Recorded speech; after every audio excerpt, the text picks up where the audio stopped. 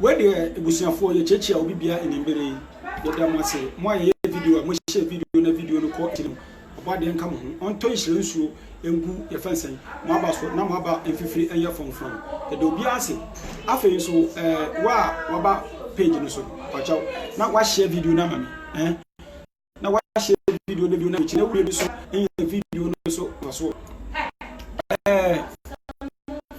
and now me post topic no dada answer me ba life me post topic no dada answer me ba life chawa bra video on bitima so na wa share video no na wonu bi nso enye video no bi ahwe because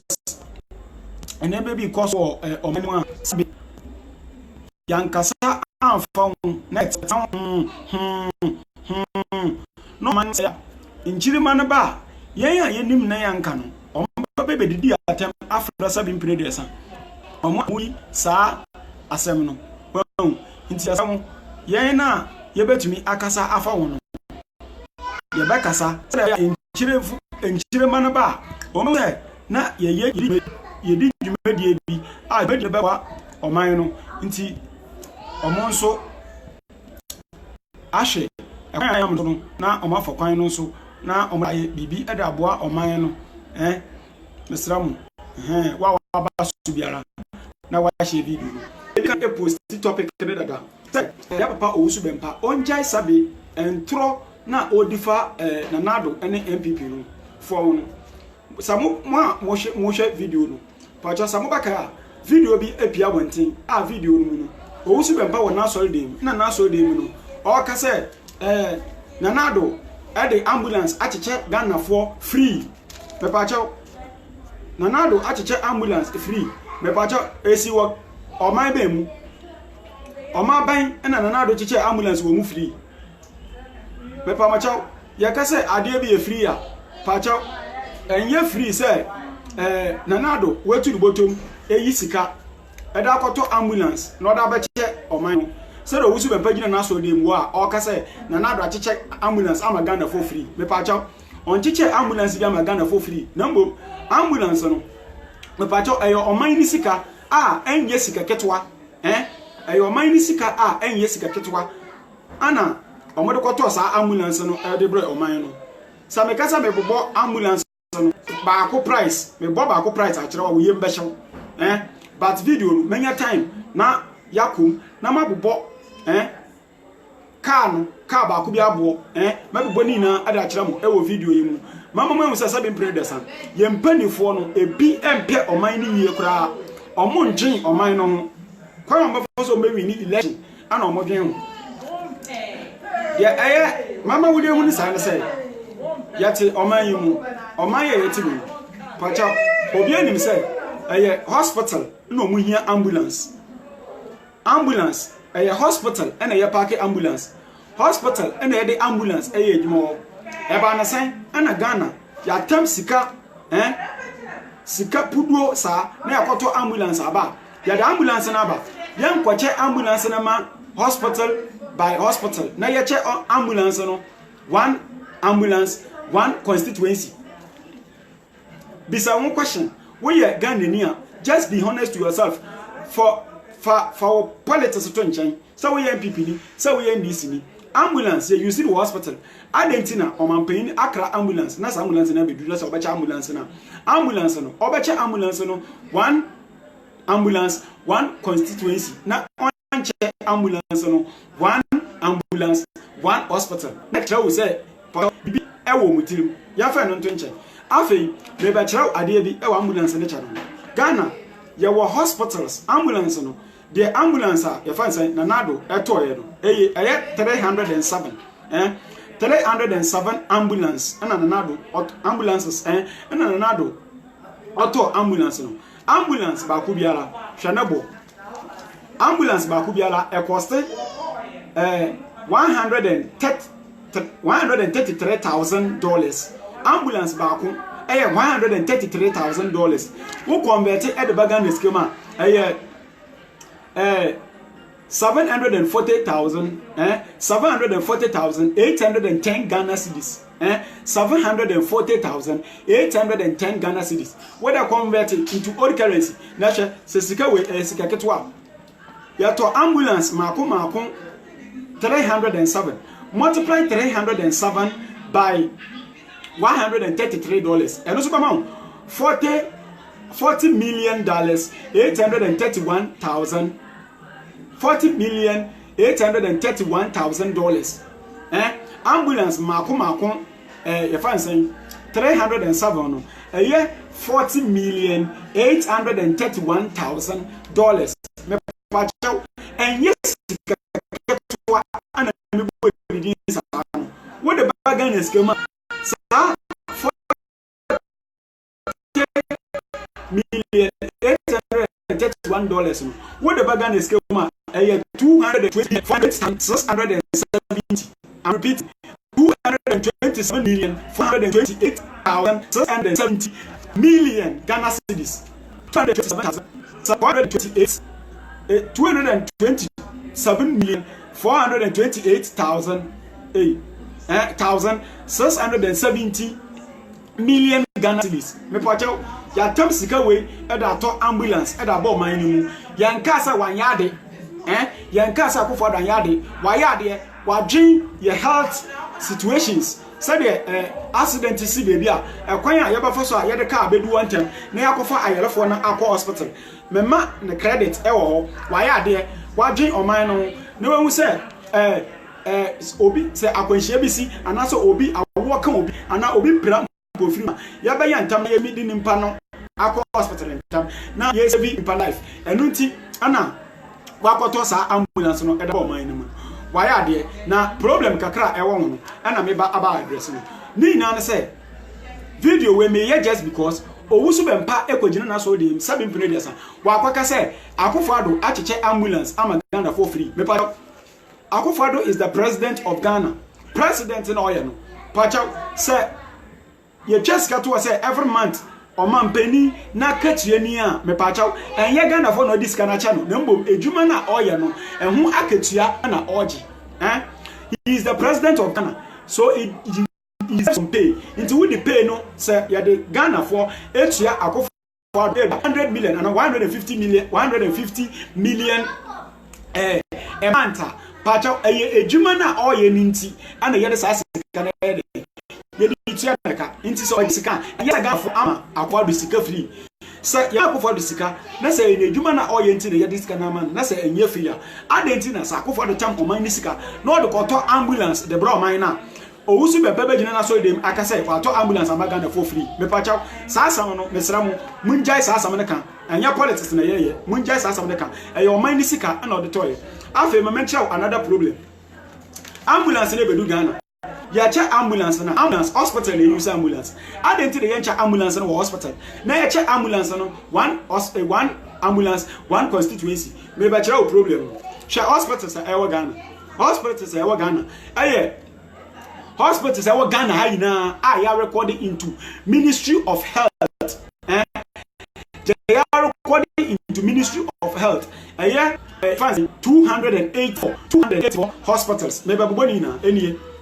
Asante region ya wo hospital mako 53 Bronga Afro region ya wo hospital mako 29 for pen church we about calculation wo be hu oman penifo no ade a omode ye oman Central region 21 Eastern region hospitals 19 Greater Accra region the capital 87 hospitals Northern region 21 Upper East 6 Upper West 10 Volta region 23 and Western region 15 what can in Aboma 284 hospitals inti say 284 hospitals na say Ghana by Accra ambulance 307 why are they adentira ba kumbia at least every hospital will have one ebeka kakra kakrakano ye betumi da ya reserve say ebia BBC na say emergency accident betumi esi wo baby na baby accident dey si no ambulance ba ko entumi support ye to me head office na ye ambulance na e wo reserve ni bi na e da akwa support eye good na adenti na ambulance na ba yan check ambulance no according to hospitals na check ambulance no according to constituencies we are Ghana ni adwene constituencies a e wo Ghana omo check ambulance no 270 270 and the sister hospitals are Ghana 284 no the one recorded in Ministry of Health the in Ministry of Health Atnas are recorded what the reference are 284 now check ambulance no 170 that means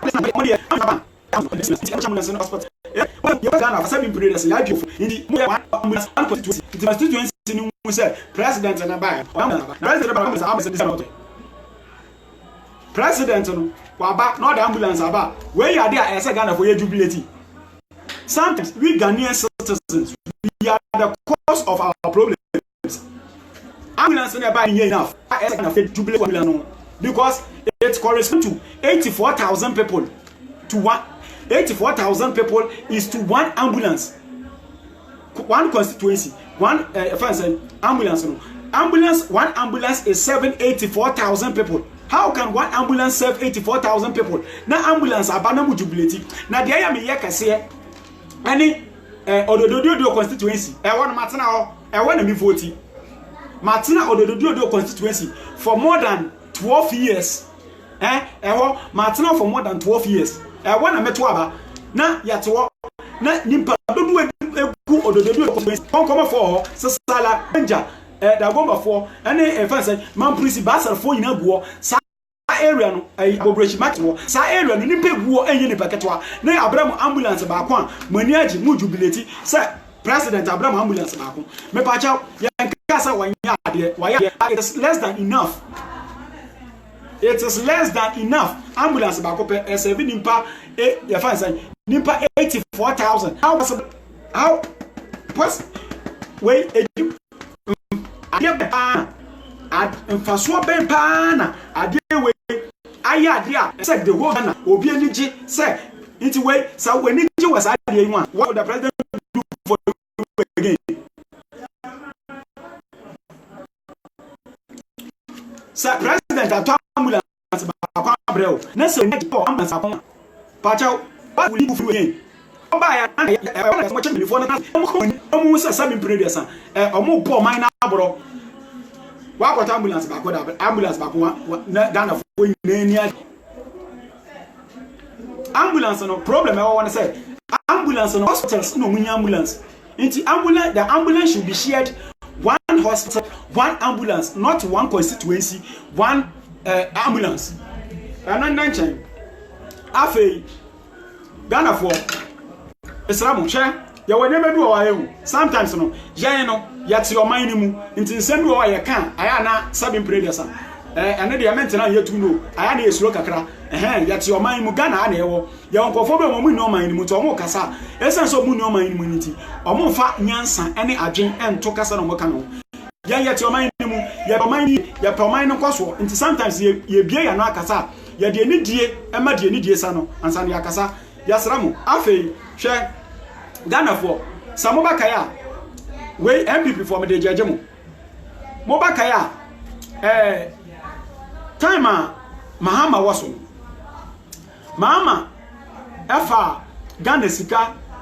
21 million Ghana cedis 21 million Ghana cedis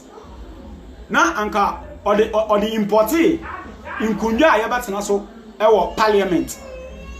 Ghana for MPP for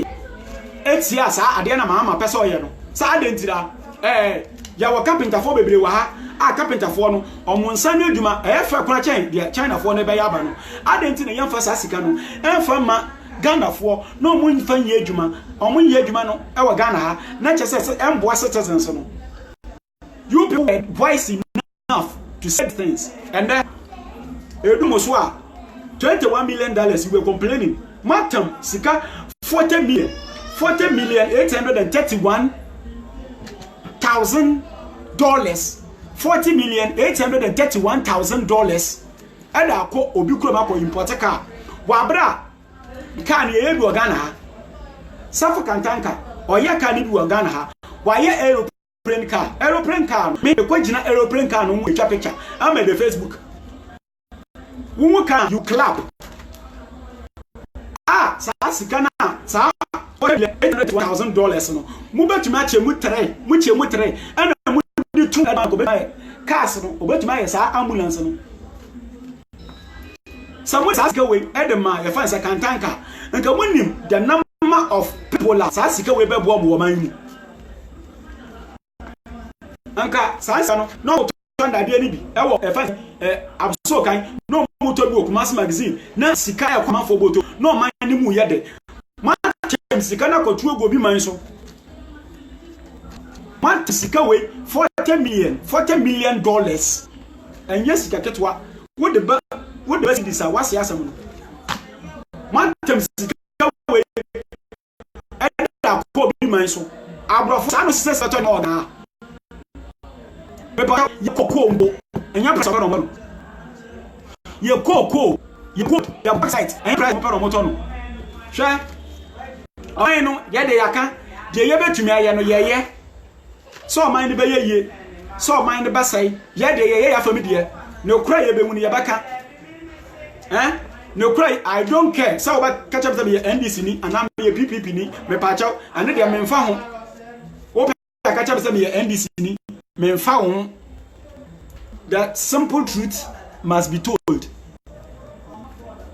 Ya tam sasika we adam ya chemutre mesis kan gayen chemutre na yamma kantanka tu na ka ya fanso do she shaka sa kantanka ye shaka sa kantanka ye sa kantanka 307 ambulance in Ghana. Do you know the number of people he will employ when you don't do what Kantanka be employ answer na why sa cars your first cars 307. Do you know the kind of money that will enter Ghanaians pockets? What am sikane kongo bi man so na wa bata yembo nsemu ma wa bra wunua ye bi $21 million, 21 million Ghana cedi. You people complaining e kire nyansa eduru mo so na de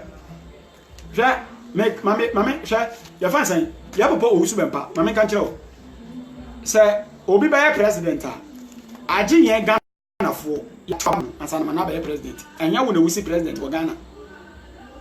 Ghana fo ye ne ye to aba e kire nimpa ye pe president enya wo ana wo kire president wo Ghana ha inti jai sa nneama na wo ye wo waso dem wo no wa sore dan no se ya sore dan a me pa chaw eye nyankopon asam na se kan wo enya political issues na wo kan what eye asore dem ma eye asore dem ma e wo yen mi fie nyame asam na ye hia wo good no me ni we wie afi me ba panse afi another problem ye di sika no akọ ambulance na hospital ya actually do now because of incubator obi to be call hospital ajo de kata fifie eko anya sa onya bed and that's wa bra latest foam factory ebi wa ash foam ebi wa government ube to me afes kakra e de ama latest foam na ash foam na command supply hospitals in our bed na ewe na essential needs hospitals in na ansaka you won't do this na oko hospital e wo kra ba ya omobo membra coach yale wo hospital omo e fancy hospital bi wo e fancy ashaima omo fra me ko du wo na yo na me yesu e mu bed ndaso e fancy nkwala no omu wu no e no hospital bi obeti bi hospital bi obeko hospital obeko bi obeti bi even private hospitals no kwa bi kwa obeti say nkwala na ba ebi wo a ebi asava ma na 8 na kwala na time at no endri inti jiso omo de mission kubetem omo nyan kubeta na kwala na ewu since ya wa kwopto ambulance e de aba ambulance na aba why ade se tell nipa na look do hospital wo na sa nipa na yare na akwa no onya bed nda so na doctor na nhwana but useless work and ambulance na the best thing is the person will die na was time ambulance na no come you penny for na nji on mind ho everything they do is shallow things don't be there shallow things. Do you think I'm stupid na am nipa 84,000 na ambulance ba ko be 7 na mani aja mesere so mani ayade wa bra ye rose enye eku nipa ya kwan enye wonema emunya oman no urgently esa moye eno no moye enema enyi nipa sisia na eku nipa emfa mo ho ebusu afọ medam ase me the video ni besi a am sa kakra ma kanya wate ase nti mema me kasa e wo bebre medam ase mo share video no mo subscribe mo subscribe YouTube channel no na mo like page misra mo